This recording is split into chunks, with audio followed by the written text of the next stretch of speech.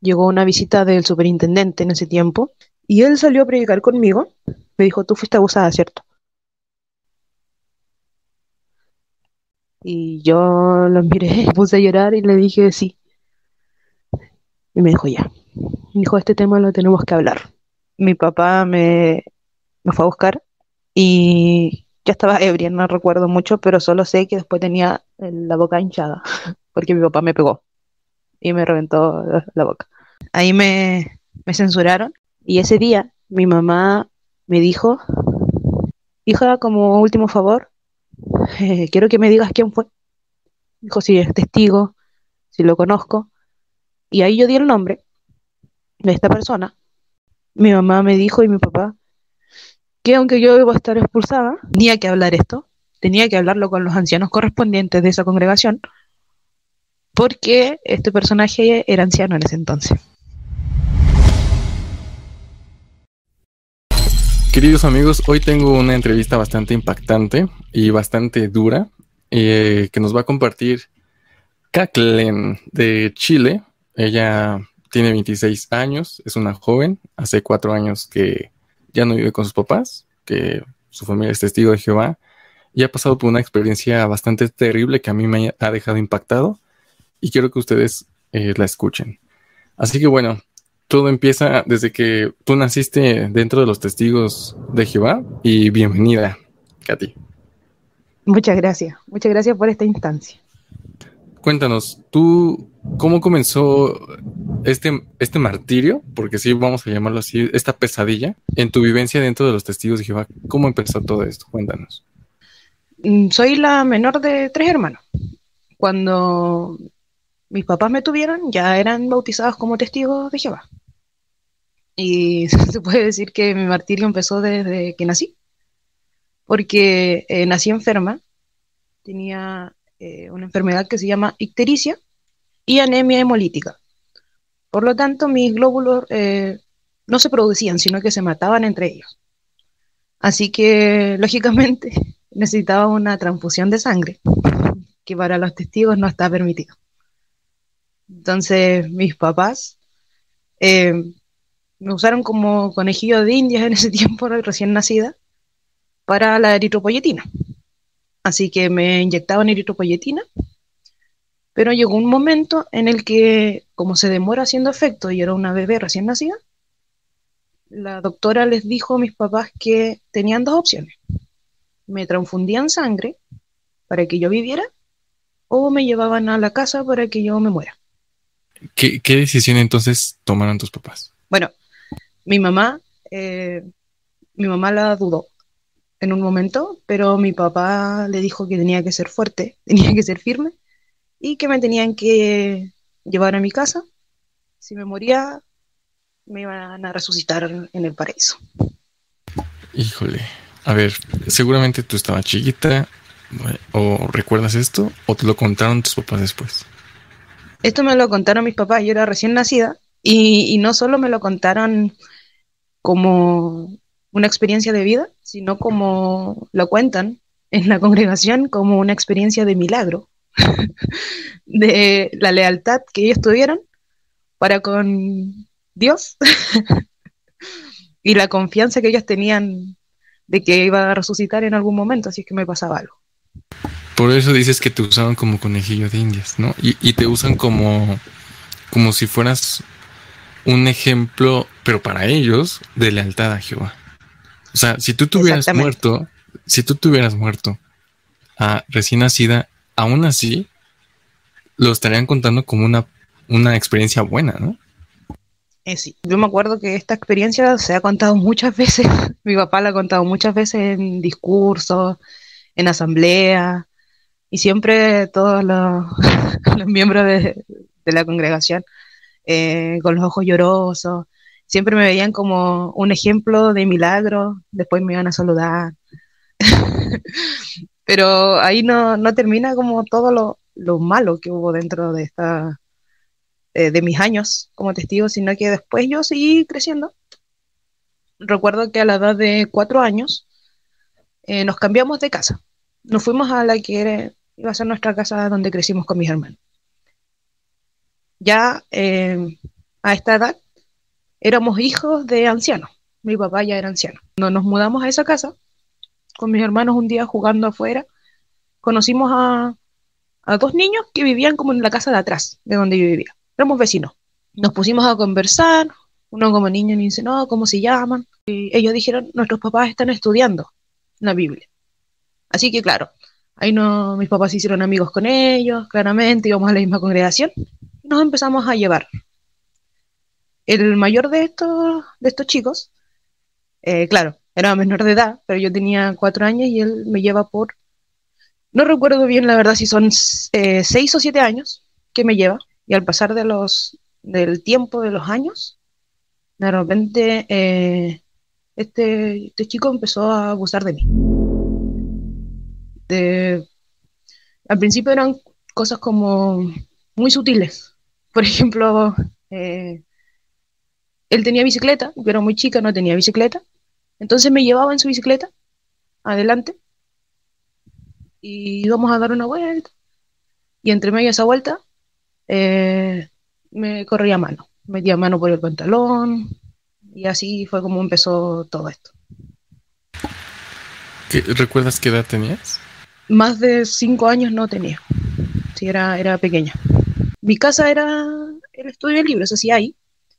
Entonces después terminaba el estudio de libros y todos los de la congregación, o sea, los que se juntaban ahí y compartían alimentos, los niños íbamos a jugar a mi pieza. Recuerdo estar todos sentados, mi hermano, mi otro hermano, este tipo, yo y varios niños más jugando, y él por atrás ponía la mano y me tocaba, mientras estaban todos ahí mismo. Y yo no podía decir nada porque me paralizaba cuando pasaban estas cosas. O no sé, hay varios momentos más en el que fuimos creciendo y ya no eran solo toques. Ya fue subiendo a medida que iba creciendo, fue subiendo el nivel hasta que se concretó una violación como tal. Qué fuerte. Él ya era testigo de Jehová. Él sí, claro. De hecho, se bautizó conmigo el mismo año. ¿Cómo? Wow. Se bautiza entonces el mismo día que tú. ¿Le dijiste algo a tus padres? ¿Y por qué entonces te llegaste a bautizar? Aparte de que por la presión, yo también me bauticé porque una vez de niña ahí escuché que cuando uno se bautiza, nace de nuevo, y todas las cosas como que estaban mal en uno, los pecados, son borrados, limpiados, entonces uno puede empezar de cero. Y en mi lógica de niña, yo sentí que bautizándome iba a poder borrar todo lo que viví con esta persona, o lo que estaba viviendo, porque no paró ahí con el abusador. Sentí que se iba a borrar y que me iba a sentir limpia, me iba a sentir mejor y que iba a volver a nacer, que era lo que decían en plataforma. Pensé que iba a ser literal. ¿Te llegas a bautizar? ¿Progresas entonces dentro de esta religión Testigos de Jehová hasta convertirte en precursora regular, no? ¿Por qué fuiste precursora regular? Cuéntanos, ¿sí? Es que pasaron muchas cosas entre medio para que yo llegara a ser precursora. Porque, a ver, ¿qué fue? Adelante. Bueno, me bauticé y cuando llevaba un año de bautizada, ocurre la noticia que como que destruyó a mi familia. Que ese fue que mi hermano mayor los expulsaron. Y ahí la familia ejemplo fue por la basura. ¿Por qué los expulsaron? Fue porque era homosexual cuando lo expulsaron. Claro, fue como un balde de agua fría a tu padre, ¿no? Como anciano de congregación, ¿no lo removieron? ¿No le quitaron su privilegio? Principalmente no, pero él decidió en ese entonces entregar su privilegio. Mi hermano todavía vivía con nosotros, íbamos a las reuniones y yo estaba afuera y él me decía, yo voy a entrar después, a mí nadie me va a hablar, nadie me va a saludar, pero es porque me tienen miedo. Dijo, así que tú no te preocupes, dijo, a ti te van a hablar, tú los puedes saludar, pero a mí me tienen miedo, entonces a mí no me van a hablar. Y yo como era chica también tenía 13 años, en ese tiempo todavía era muy infantil. Yo dije, ok, entonces a él no le van a hablar porque le tienen miedo. Pero a los tus 13 años, ¿ya sabías que lo habían expulsado por ser homosexual o no? Lo supe después de mucho tiempo, después, no sé, como a los 15, 16 años, recién supe el por qué. Porque cuando a mi hermano lo expulsaron, él estuvo con nosotros no mucho tiempo. Él tenía 18 años, vivió con nosotros un tiempo y él se fue. Se fue a vivir a otra ciudad. Porque cuando él los expulsan, claramente se cayó el mundo para mis papás, para nosotros también. Y después entendí por qué a él le pegaron tanto. Porque a mi papá le pegó mucho, mucho, que decir que lo dejaron vivo fue por suerte. No, Y bueno. Entonces lo golpearon a tu hermano por esto. Supongo que en tu casa todos lo estaban viendo, ¿no? Lo escuchaban tus hermanos, tú y... yo solo supe que de un rato para otro mi hermano decidió irse, ya no vivía con nosotros. Y eh, ahí yo quedé sola. Entonces por eso te hiciste precursora regular o aún seguías viendo o contactando este abusador de parte tuya, todavía lo se veían o algo así. Sí, sí, todavía no nos veíamos porque vivíamos cerca, obviamente. Pero en este periodo ya no seguía abusando de mí. Ya en de los últimos meses fue cuando yo tenía 13 años. Ya a los 14 ya no, porque yo me alejé yo no iba al salón. Entonces yo me alejé de todo y también me alejé de este personaje. Pero él seguía después haciendo como que nada hubiera pasado, porque yo simplemente decidí ignorarlo y bloqueé eso. Entonces él igual se aprovechó de esto y se hizo mi amigo. Empezó como en ese tiempo a decir que yo le gustaba. Eh, una vez él me dio un beso cuando yo ya estaba más grande. Y yo me acuerdo, yo le conté a mi papá que este chico me había dado un beso. Mi papá habló con los ancianos, pero quedé como mentirosa. Estuve censurada 2 veces, una privada, otra de manera pública, y desde esa vez eh, me censuraron porque un día llegué ebria a mi casa, o sea, al colegio, y me fueron a buscar mis papás, y de esa vez mi papá me fue a buscar y ya estaba ebria, no recuerdo mucho, pero solo sé que después tenía la boca hinchada, porque mi papá me pegó y me reventó la boca. Tengo una cicatriz aquí, de hecho, por aquí, de esa vez. Mi papá me dio un cachetazo, me dijo que no tenía que volver a hacer eso. Y ahí me censuraron. Y yo quería dejar de ser testigo en ese tiempo. Con mi segunda censura yo quería dejar de ser testigo.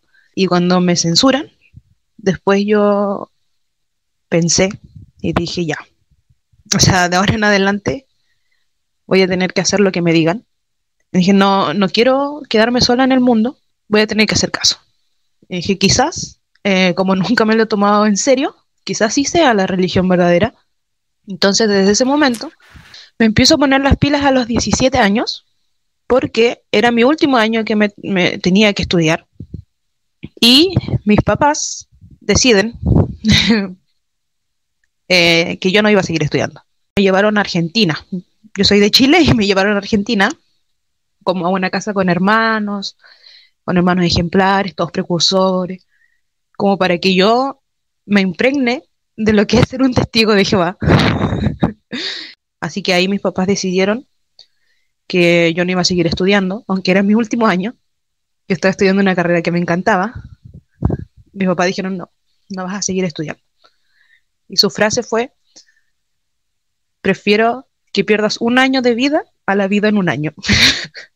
Hasta que llega un momento en que un anciano de mi congregación me entrega una solicitud de precursorado. Y yo le digo, ¿por qué me la pasa? Y me dice, porque para que la leas. Dijo, léela, medítalo, ora y fírmala si es que quieres. Yo le dije, pero si yo estuve censurada hace muy poco. Y me dijo, no, dijo, ya pasó el tiempo, tienes buenas recomendaciones. Dijo, así que sería bueno y sería hora de que eh, medites esto, consúltalo con Jehová. Yo ya la dejé guardada en mi revistero por un buen tiempo hasta que llega la conmemoración.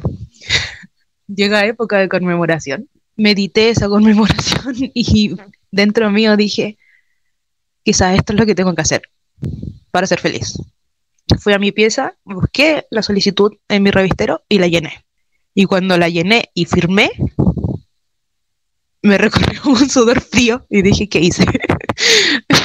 Dije, ¿qué hice? Pero soy una persona de palabra. Y dije, ya la llené. Ya la llené, no puedo hacer nada. Así que la entregué. Así que dejé pasar el tiempo. En ese tiempo, este joven seguía ahí molestándome, ya diciendo que él siempre estuvo enamorado de mí, bla, bla, bla. Y tenía un círculo de amigas que me decían que era un buen joven, que era alguien espiritual, que era un buen partido, también a la vez anciano. Me decían, por ejemplo, el papá de este personaje, eh, una vez nos vio juntos caminando hacia una predicación y le dijo no recuerdo si a mi papá o a mi mamá, dijo, todavía hay oportunidad ahí. Eh, y yo me sentí muy presionada a fijarme en esta persona, siendo que a mí yo no sentía nada por él, siendo que por todo lo que pasé por culpa de él, me sentí muy presionada a aceptar un noviazgo cuando él me lo propuso. Y, y acepté un noviazgo. Te obligaron prácticamente a que te casaras con el tipo que había abusado de ti desde los 4 años. Exactamente.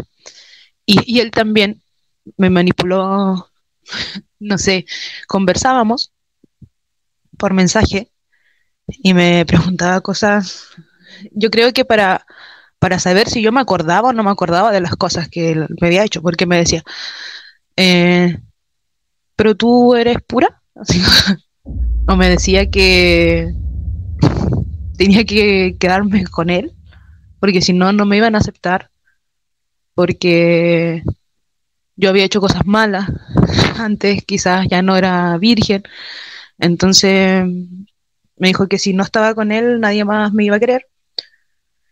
Eh, y yo por un momento pensé en, sí, tiene razón, voy a tener que quedarme con él, es el único hombre que se va a fijar en mí, eh, a pesar de que yo a esa edad no sabía bien si me gustaban o no los hombres, eh, me convencí a mí misma que tenía que hacer eso, que él era con quien yo tenía que estar, me veía en un matrimonio, pensaba futuro y me veía en un matrimonio no siendo feliz, pero por lo menos eh, con alguien que nunca iba a decir mi secreto, que mi secreto era que había sido abusada por él mismo.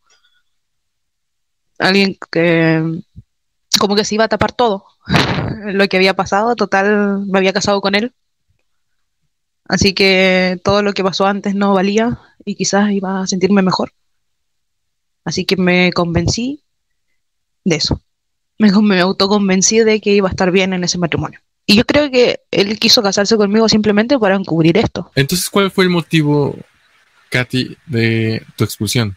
Bueno, estamos en mis 18 años, a mí me expulsaron a los 23. Falta. O sea, ¿cuánto duraste como sí. precursora regular? Primero 3 años, después me quitaron el privilegio de precursora y luego 4 años digo, y luego lo volví a tener. Y en ese tiempo unas amigas se fueron a vivir a una ciudad de necesidad y yo viajé con ellas Estuve allá y después decidí ir a vivir a un lugar muy cercano de ahí. Y cuando yo me voy de la casa, es cuando empieza como mi despertar, mi cuestionamiento, cuando volvieron todos los recuerdos a los 23 años. Me volvieron todos los recuerdos por un estudio de Atalaya. Y ahí se me cayó el mundo. Se me cayó el mundo por recordar todo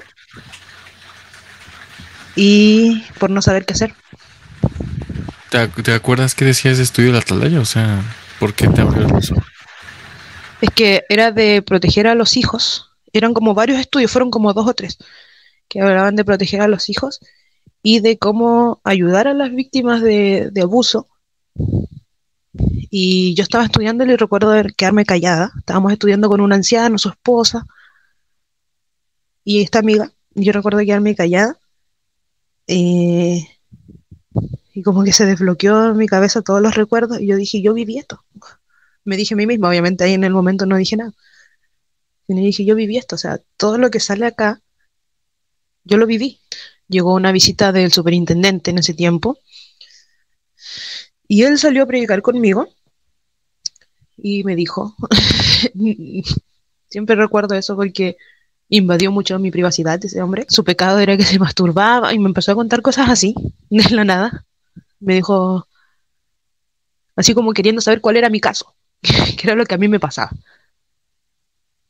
Y yo recuerdo mirarlo y sentirme tan vulnerable que le dije, me dijo, tú fuiste abusada, ¿cierto? Y yo lo miré y me puse a llorar y le dije, sí.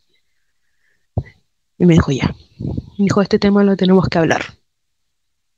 Dijo, porque tenemos que entregarte la ayuda.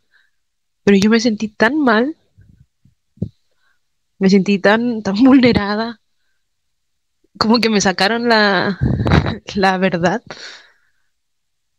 y querían saber todo de mí, de lo que yo pasaba, que como mujer me sentí muy desprotegida. Y de ahí empezaron unas seguidillas de reuniones con los ancianos en el que tenía que explicar qué era lo que me había pasado, eh, cuántas veces. Recuerdo que en ese entonces me preguntaron si había sido alguien testigo y yo dije que no, porque quería, aún dentro de mí quería proteger a esa persona. Ahí en ese tiempo, eh, una joven llegó a predicar a la congregación en la que yo pertenecía y esta joven era, bueno, una que me llamaba la atención, me llamaba mucho la atención. Ah, de hecho, yo la vi y dije, "Ay, es muy guapa". Y yo la veía que estaba como triste. Entonces traté de acercarme a ella como amistad para saber qué le pasaba, para poder ayudarla. Y en pocas palabras, la amistad se transformó en una relación amorosa. Eh, Así que mantuvimos una relación por un año en secreto. Y ahí es donde llega la expulsión, donde llegan los comités. La vida los juntó, ¿no? Por así Ujú. decirlo. Así al momento apropiado, al momento de que, ok, lo que Katy Ujú. necesita tal vez es esta persona, ¿no? Una pregunta y sin ánimo de ofender ni nada de eso. Sí, obvio. ¿Tú dirías que tu preferencia, porque digo, seamos honestos, algunos ex testigos de Jehová piensan que la homosexualidad es mala, ¿no? Todavía lo piensan, aunque ya Sí. no sean testigos de Jehová. Ujú. Pero tú piensas que tu preferencia hacia el sexo opuesto es gracias a lo que te pasó o desde pequeña siempre lo has vivido. No. O sea, se puede interpretar que es gracias a lo que me pasó, porque es lo que los testigos igual enseñan, de que si uno fue abusado, sí o sí va a ser homosexual. Pero no, no es mi caso porque desde muy pequeña, y claro, después cuando grande comprendí que desde muy pequeña a mí me gustaban las mujeres. Obviamente tuve que reprimir todo cuando había lo que pasó con mi hermano. Entonces, Claro, sí. digamos que cuando te obligan, también supongo, a que te casaras con tu abusador, tú dijiste no, porque ni siquiera me gusta. O sea, a mí me gustan otras mujeres, pero ¿cómo decirlo, no? Aquí, Exacto. aquí te tengo una pregunta entonces. ¿Ya te expulsan por esto? ¿Cuánto llevas de expulsada? 2 años. 2 años. Te expulsan de esto, ya vives ahora sí que tu vida muy independiente. Ujú. Tus padres, supongo que te practicaron el ostracismo, la ley de hielo, o ya se enteraron de esto, o todavía no. Es que cuando yo pasé mi relación, nadie sabía. De hecho, el día que mi pareja viajaba hasta acá, hasta donde yo estaba, ese día todos se enteraron. Así que ese día prácticamente salí del closet, ya soy a la vez. Eh, Mis papás se enteraron que yo era lesbiana, que me iban a expulsar. Y esto pasó en pandemia. Entonces hubo que esperar a que se pudiera. En este periodo vino mi familia, vino mi mamá, mi papá, hasta donde yo estaba, como a despedirse, porque no me iban a hablar más. Y ese día mi mamá me dijo, porque ella se había enterado de mi abuso ahí recién, se había enterado como un tiempo antes de eso, porque yo iba a la psicóloga y tenía que escribir todo, y una vez que mi mamá vino acá de paseo, lo leyó y me preguntó quién fue, yo nunca le dije nada, hasta ese momento que me dijo, hija, como último favor, quiero que me digas quién fue. Dijo si es testigo, si lo conozco, y ahí yo di el nombre de esta persona, y eh, ahí mi mamá dijo, tu hermano me dijo que había sido él, dijo, porque tu hermano lo vio, mi hermano del medio, yo no sabía que él lo había visto, las cosas que pasaban, o que él veía que él estaba muy cerca mío, quizás nunca vio nada concreto, pero él después yo entendía por qué él llegó un momento en el que cuando yo era chica no me dejaba juntar con este hombre, o por qué siempre estaba ahí pendiente, porque él lo sospechó, o quizás vio algún comportamiento en él, como es más grande, no lo sé. Y ahí mi mamá me dijo y mi papá que aunque yo iba a estar expulsada, eh, tenía que hablar esto, tenía que hablarlo con los ancianos correspondientes de esa congregación, porque este personaje era anciano en ese entonces.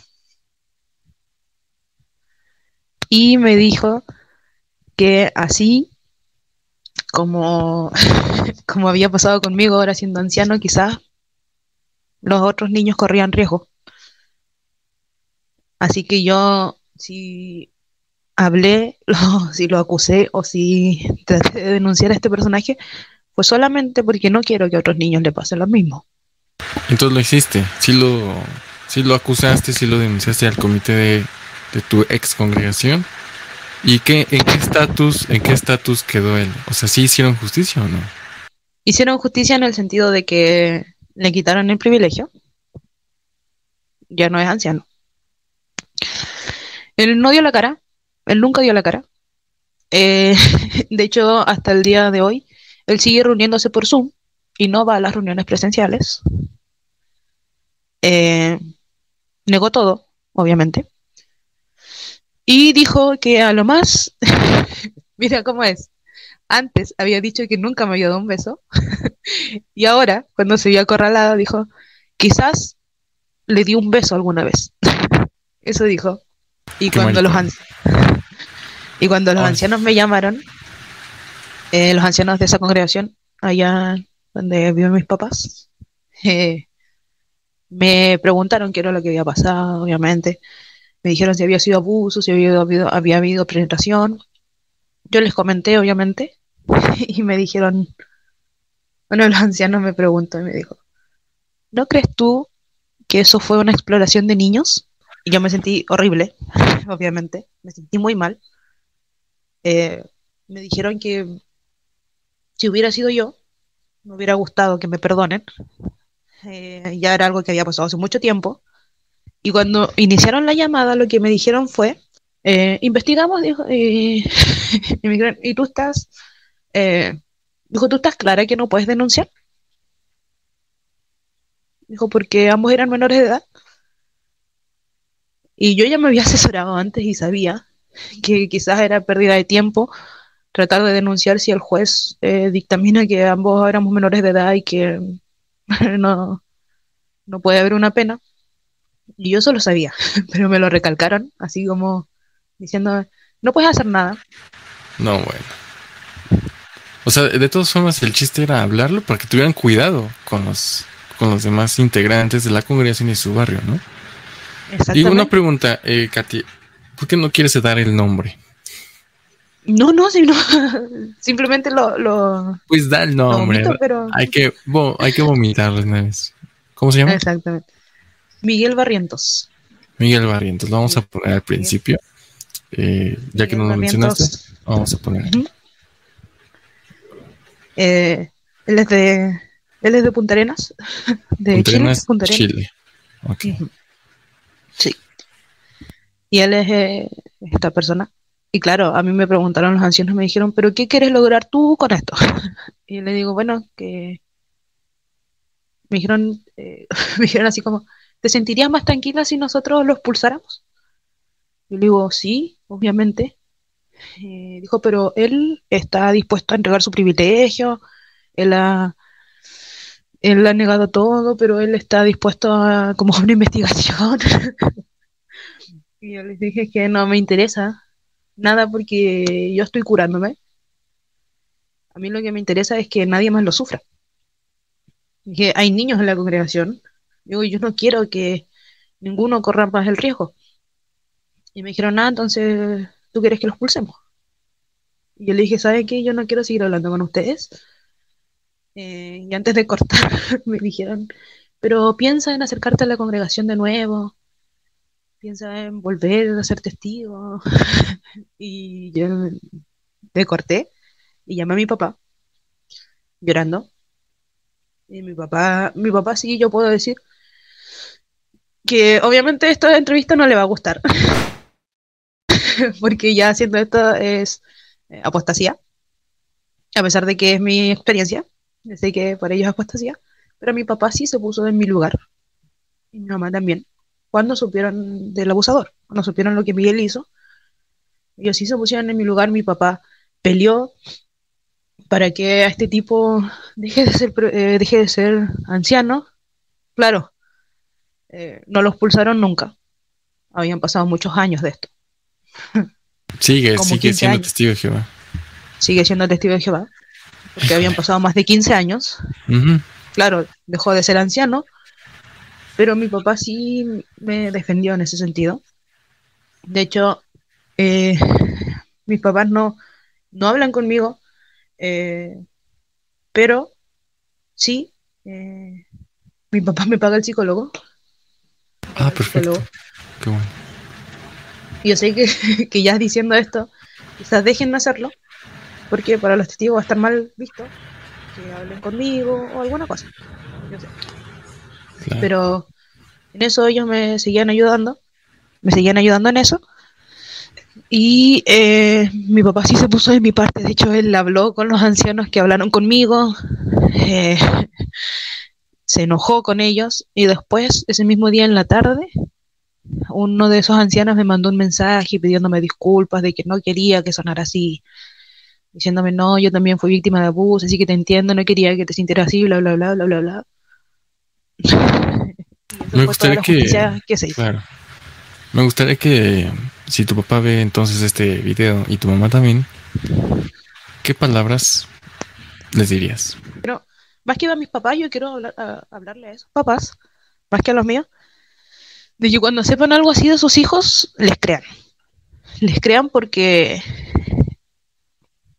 uno de estas cosas no las inventa. Es un daño muy grande que yo el resto de mi vida voy a tener. Y si estas cosas pasan acá adentro y se esconden, es porque no es una religión verdadera. Está bien, somos humanos, nos podemos equivocar, lo entiendo. Pero si quieren tapar todo que son una religión verdadera, deberían ser transparentes con estas cosas. Deberían dejar que las familias denuncien y no presionar y decir, no, pero es que somos todos hermanos, o no presionar a las víctimas para que vayan a un comité a contar estas cosas o presionar a las víctimas revictimizándolas y diciéndoles tienen que perdonar porque un Dios que es amor no haría que uno pida perdón a alguien que te hizo tanto daño. Y menos que esta persona, en casos que logran la expulsión, después vuelvan al pueblo vuelvan a esta organización porque ya fueron perdonadas. Yo los creo con cualquier otro pecado, no sé, inmoralidad, cualquier cosa que sí, pueden volver, pero un abusador no va a dejar de hacer las cosas. Un abusador es alguien enfermo. Y si lo dejan volver a la organización, por muy arrepentido que esté, es un peligro para todos, ya sean mujeres, niños, incluso para los adultos mayores es un peligro. Y quizás como el mío, ¿cuántos casos existen hoy en día que no se han hablado por miedo o porque les han dicho, tranquilo, déjenlo en manos de Jehová, Jehová lo va a solucionar todo? Dejaste claro, entonces, cuál fue el propósito de esta entrevista. Espero que tu papá y tu mamá lo entiendan. Seguramente tú deseas que despierten de este engaño de los testigos de Jehová. Por eso quise contar mi historia.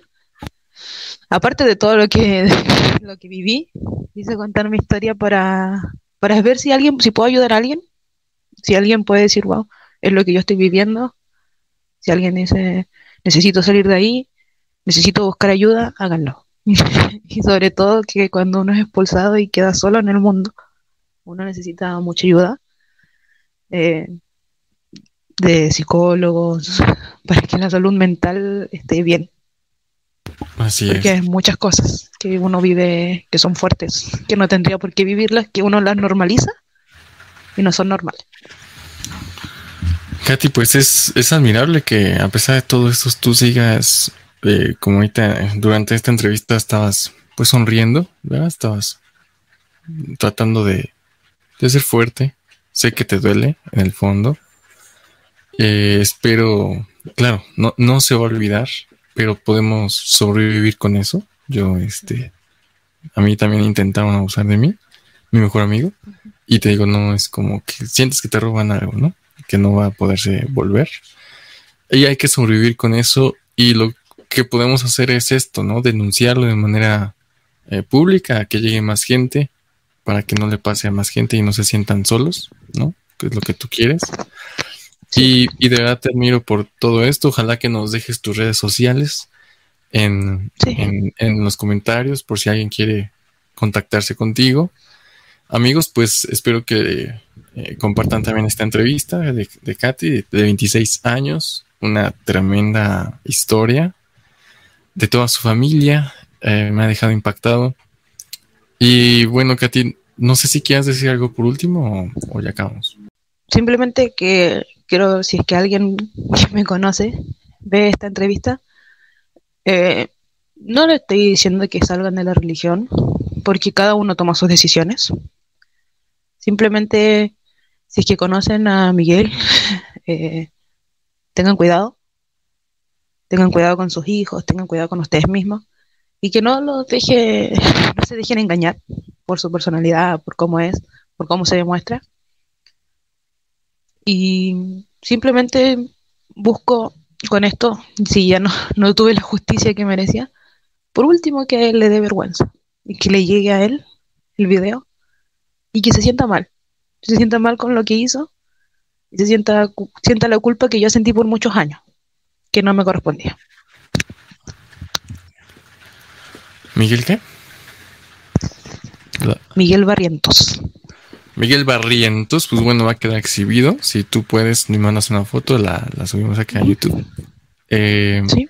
Y bueno, pues tengan mucho cuidado con esta persona que, como Miguel Barrientos, hay muchos testigos de Jehová que van a tu casa de puerta en puerta a decirte que todo es amor.